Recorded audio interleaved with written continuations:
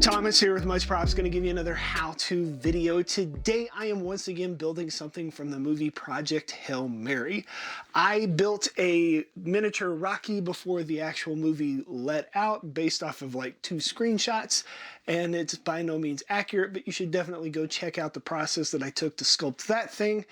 And I wanted to revisit it because this week is my wife's birthday. She thinks I'm building some random thing, and in actuality, I'm building another prop from her favorite movie from this year. In the movie, at one point, the alien Rocky is trying to make contact with the astronaut, and they chunk a canister with some models of stuff in it. And I want to build that canister, or Blip B/Blip C. If you've watched the movie, you understand. So I'm going to make that out of foam. I'm going to show you how to do it relatively simply using a just like thermos, and how I got the shapes and how I made the template and the whole process. So it's definitely a beginner friendly thing, so you can see kind of how to make your own templates, even weird shaped stuff like this canister. So without further ado, today we are building a canister for throwing stuff at astronauts. Let's get to building.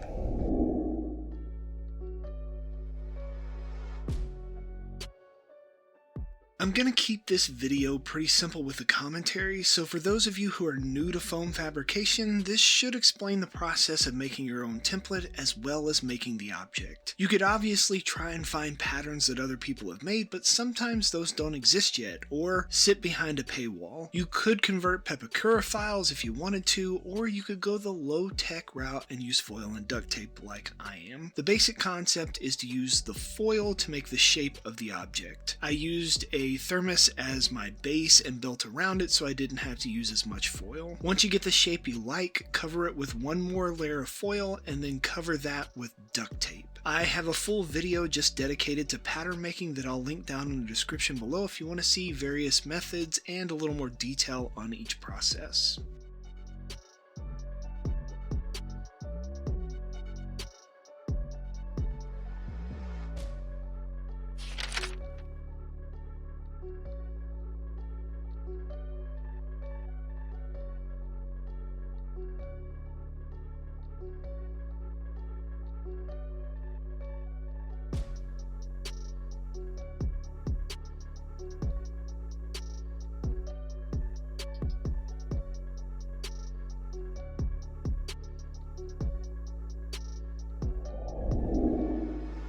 Once your form is where you want it, take a marker and draw out the edges. For me, this will be the panels to my uneven cylinder. You want to hit the high points of your objects and understand that you're trying to flatten a 3-dimensional object with your divisions. It seems complicated, but once you've done it a few times, it becomes second nature. You also want to add labels to the parts so that you don't forget their orientation, as well as registration marks to help you line the parts back up together when you start assembling the cutout pieces of foam. For this object, I'm just going to give the sides letters. Once drawn, cut the duct tape off of the foil and punch out all the registration marks to get it ready for the next step.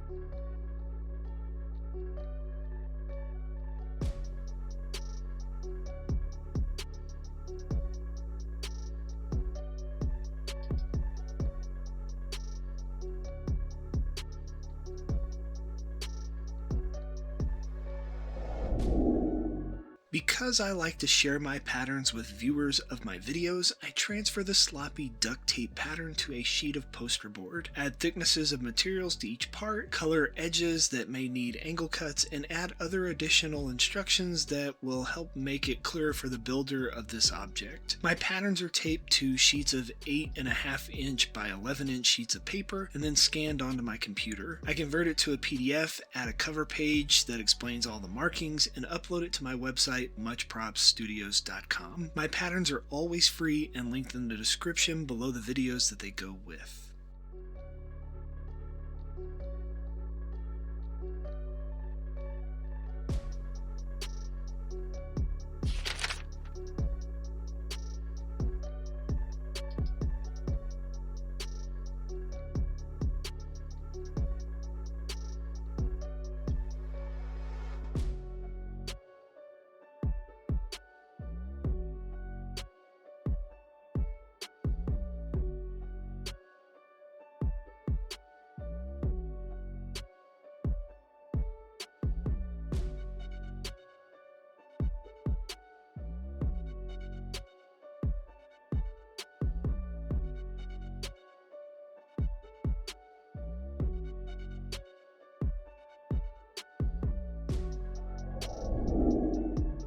With my pattern in hand, I am finally ready to trace it onto my material of choice. For this build, I'm using 6mm EVA foam. 6mm foam is usually my thickness of choice because it's rigid enough to keep its shape, but also at the same time being flexible enough to curve or conform to odd shapes. I trace my pattern onto the foam with a Sharpie marker. Don't forget to mark your names onto the parts so that you don't mix them up during assembly.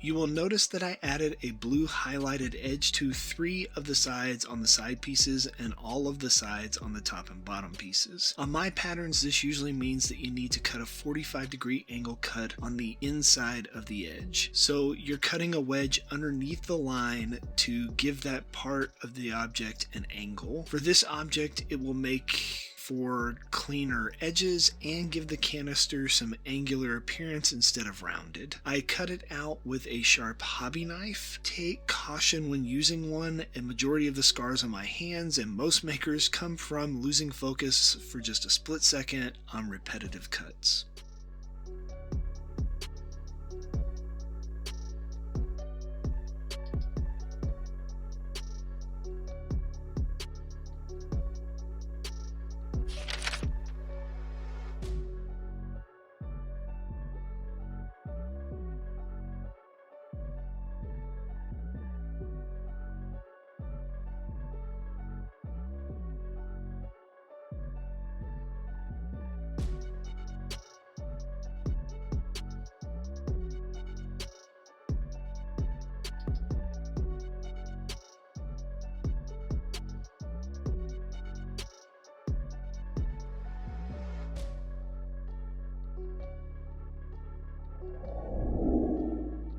I apply some contact cement to all the edges and let it set up for a few minutes until the surfaces are no longer wet to the touch. This means that glue is ready to attach to itself. Here is where those registration marks come in handy. If transferred onto your parts, it makes assembly a lot easier. I like to align my patterns in order to their corresponding parts so that I don't mix up locations. I wrote on the top and bottom where the registration marks line up with each side piece, so hopefully it makes it a little clearer as to their position. Some bits will fold over edges, and you may need to sand any misalignment so that the edges are relatively flat. It's not 100% necessary, as you'll see in the next step, but you want to get it close enough.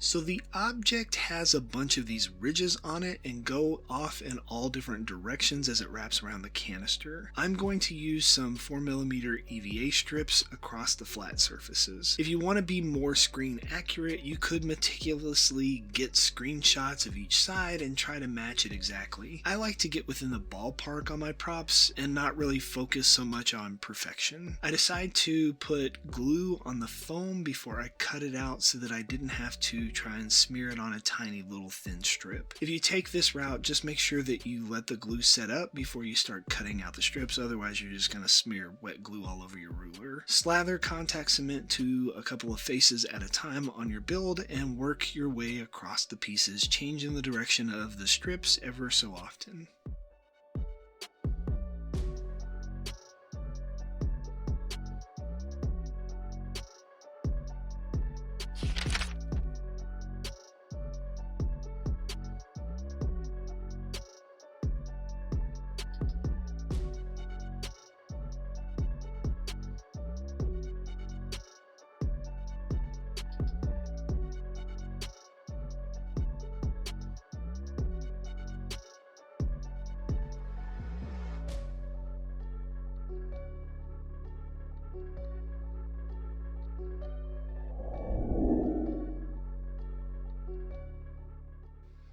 Two coats of Plasti-Dip with a bit of sand thrown in between coats.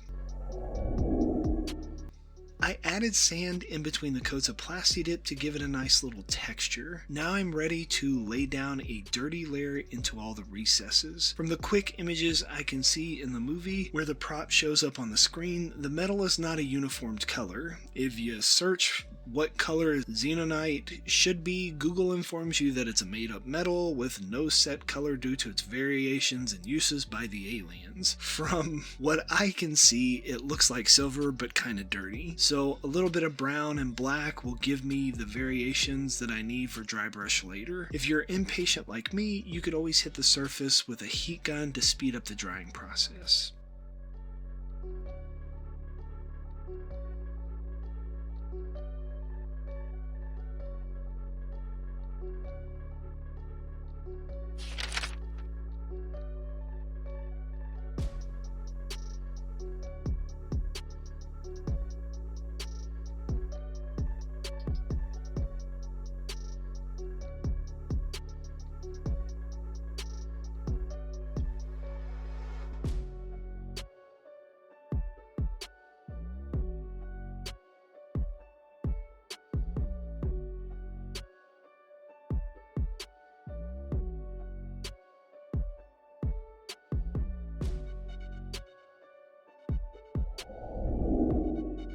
With the recesses colored, now all I have to do is hit all the high points with some silver rub and buff. I'm not trying to get full coverage, so I lightly hit the 4mm ridges with a jagged chip brush to just kiss the surface. I want to retain some of that brown and black mix. Along with all the other gifts I bought my wife and the fun adventure we went on this year, I always like to make at least one of her presents. So surprise Mrs. Much Props. To my wife, every single day I stand in awe of you. Somehow through all the years, I still feel like the luckiest man alive simply because I get to walk through life beside you. Even now, I don't fully understand how I was fortunate enough to be chosen by someone as incredible as you, but I'm pretty thankful every day for it. As we grow older together, my greatest hope is that I never stop making you smile, that I can keep bringing joy, laughter, and a little bit of whimsy into your life no matter how many years pass. Time leaves its mark on me a little bit more every year, yet somehow you remain just as radiant, beautiful, and captivating as the day we first met. No matter how much time passes, I will never stop falling in love with you every day until I breathe my last breath. You are amazing. Happy birthday, my love.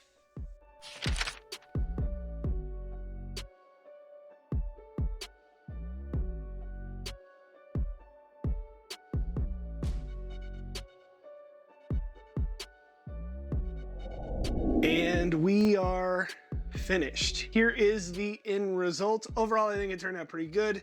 Definitely nowhere near what the screen version looks like. I think a lot more lines are in there and they're jagged and not as even. But I definitely like putting the sand on it to kind of help give it a texture, a grittiness. from a distance it sells it a little bit better. You would not believe how long it took me to try and figure out what color this was based off of clips from the movie, because xenonite is not an actual solid metal. So yeah, maybe you'll try and make one of these yourselves and impress your friends with your ability to make a goofy looking geometric shape with a bunch of random lines on it. Could be. Maybe you'll get some. Yay! And inevitably they're gonna ask you, how'd you make that? You can give them one of these, tell them, much props. I gotta figure out how to open this thing so it's like righty tighty, lefty loosey. Yeah, whatever. Peace out.